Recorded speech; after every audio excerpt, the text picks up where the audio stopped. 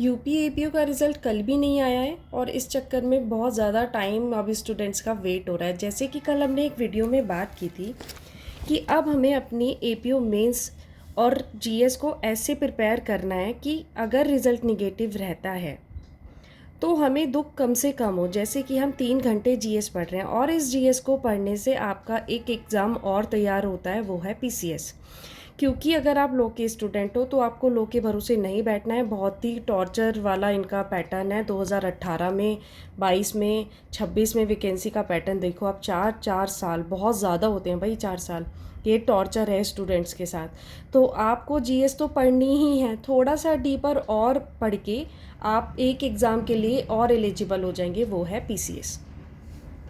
हमें 3 घंटे अपने जीएस को देने हैं और 2 घंटे देने हैं अपने लॉ को, वो भी 16 माइनर एक्ट को।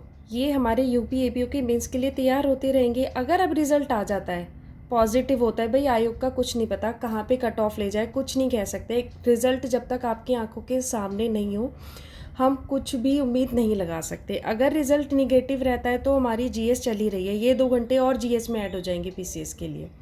और सबसे अच्छी बात है, इस बार पीसीएस 2026 जो है वो है दिसंबर में। आपके पास इनफ टाइम है।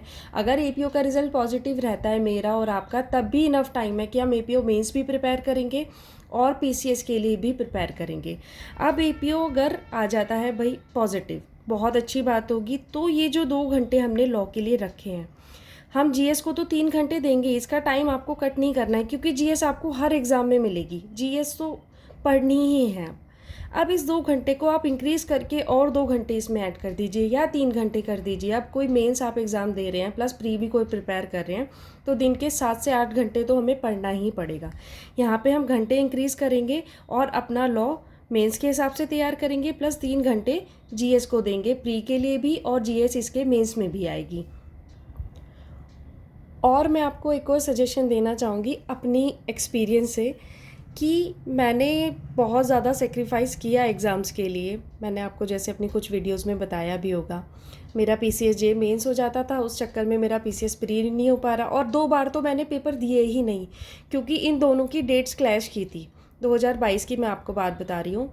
मई में इसके मेंस थे पीसीएस जे के, और उसके कुछ ही दिन बाद पीसीएस का प्री था, तो वो एग्ज़ाम मैंने दिया ही नहीं क्योंकि रिवीजन नहीं हो पाया। अब आपको अपना टाइम टेबल ना ऐसे बनाना है कि आपको अगर किसी कज़न की शादी में जाना है, कहीं पर भी कुछ भी इवेंट अटेंड करना है, तो आपको वो मिस ना करना पड़े जैसे कि मैंने किया। उससे बहुत दुख होता है बाद में कि हमने ये भी छोड़ दिया और तैयारी साथ में, मतलब क्या ही कर रहे हैं।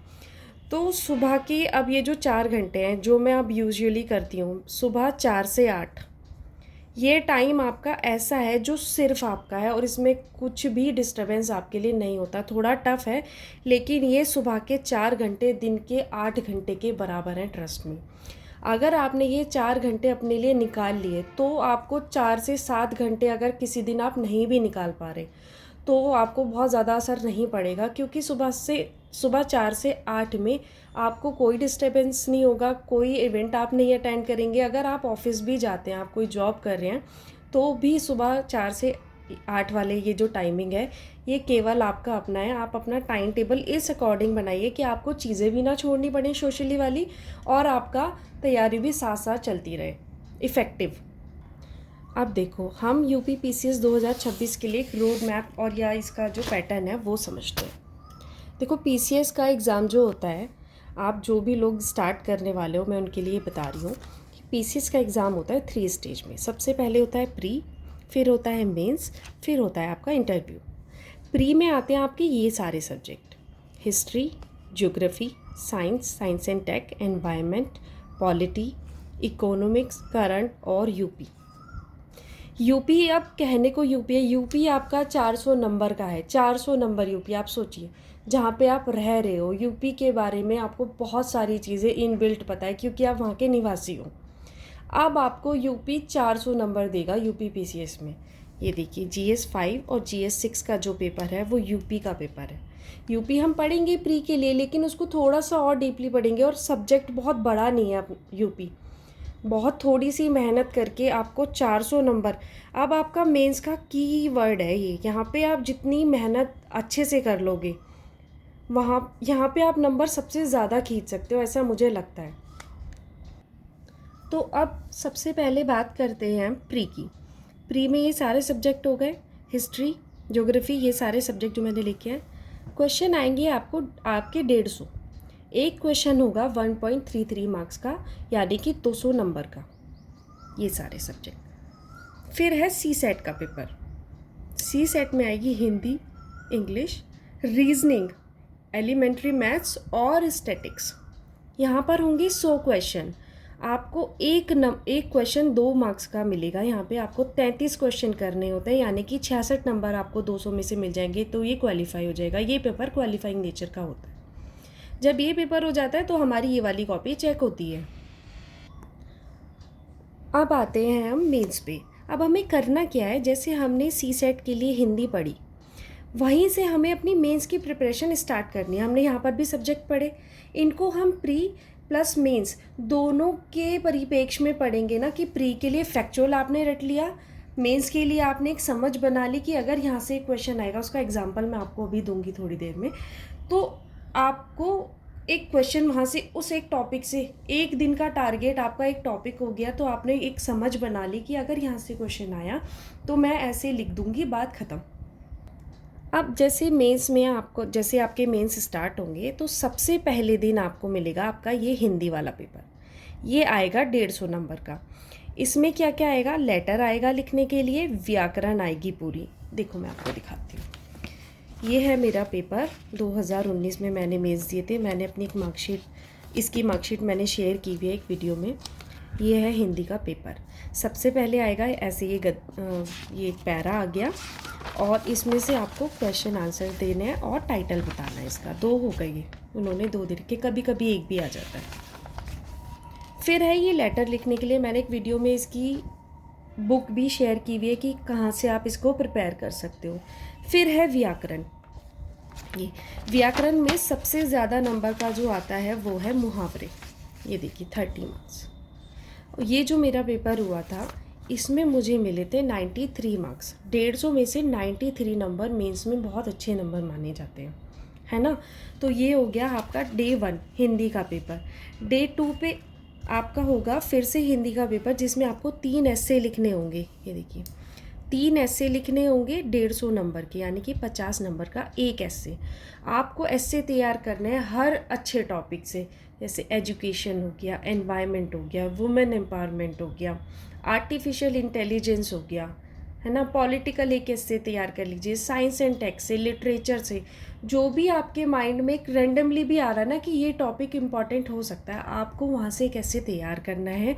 और उससे रिलेटेड गवर्नमेंट जो भी योजनाएं चला रही हैं, आपको वो अपने ऐसे में ऐड ऑन करनी है, तो उससे आपका ऐसे एकदम इन्हेंस हो जाएगा, मार्क्स अच्छे मिलेंगे। अब जैसे कि वुमेन के लिए मैं आपको एग्जांपल देती हूँ। वुमेन के लिए ऐसे आ गया, सबसे पहले वुमेन एक कमज़ोर वर्ग माना गई है सोसाइटी का, इसीलिए उनको उन्हीं के लिए सशक्तिकरण, है ना। किसी पुरुष के लिए आपने ये टॉपिक नहीं सुना होगा, तो नारी सशक्तिकरण। अब उससे रिलेटेड गवर्नमेंट क्या क्या कर रही है, आपको उसको एक्सप्लेन करके देना है। जैसे कि औरतें घरेलू हिंसा का शिकार होती हैं, तो उनके लिए वायलेंस एक्ट बनाया गया, डॉवरी एक्ट बनाया गया। ये अब आप लॉ के स्टूडेंट हो, आपको पूरा फ़ायदा उठाना है। पीसीएस में भी आपने जो जो लॉ में पढ़ा है, सब आपको अपनी नॉलेज वहाँ पे दिखा देनी है मीन्स में, कि हाँ मुझे इतना आता है, इतना मैंने पढ़ा है। ओके, आपको अपनी लॉ की नॉलेज को ऐड करके वहाँ पे नंबर लेने हैं, कैसे भी करके। अब आते हैं हम जीएस के पेपर पे। जीएस 1 में आएगा history, art and culture, geography, हमारे यहाँ कौन कौन से सोशल इश्यूज़ हैं, जैसे महिला, युवा, गरीबी, और यूपी से रिलेटेड क्वेश्चन आते थे पहले इस वाले पेपर में। लेकिन अब क्या हुआ, यूपी 5 और 6 पेपर में हो गया, तो अब सारा यूपी हम इसी के लिए पढ़ेंगे। अब कहीं पर भी आ गया तो वहाँ पे तो हम लिख ही देंगे। तो अब फिर है जीएस सेकेंड। जीएस सेकेंड में आएगा आपका पॉलिटी, इकोनॉमिक इम्पैक्ट्स क्या है हमारी सोसाइटी पे, international relation, justice, social equality.